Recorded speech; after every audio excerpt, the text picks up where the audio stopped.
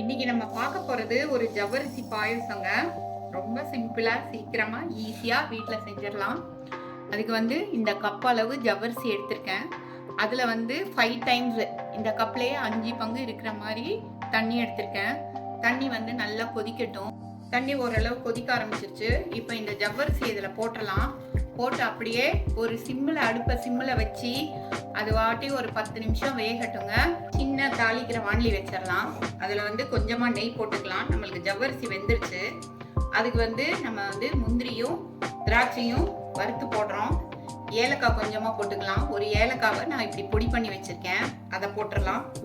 2 முந்திரியும் 6 திராட்சையும் வச்சுருக்கேன், அதையும் போட்டுடலாம். போட்டு நல்லா கொஞ்சம் இதை வந்து முந்திரி வந்து கொஞ்சம் ரெட்டிஷ் ஆகிற வரைக்கும் ஃப்ரை பண்ணிவிட்டு அதை அப்படியே எடுத்து ஜவ்வரிசி பாயாசத்தில் போட்டுடலாங்க. சுகர் வந்து நம்ம இனிப்பு தகுந்த மாதிரி போட்டுக்கலாங்க. சும்மா நான் வந்து இது 1 டம்ளர் தான் பாயசம் பண்ணுறேன், அதனால ஒரு 2 ஸ்பூன் தான் சுகர் போட்டிருக்கேன். இப்போ சுகரையும் போட்டு கலந்தாச்சு.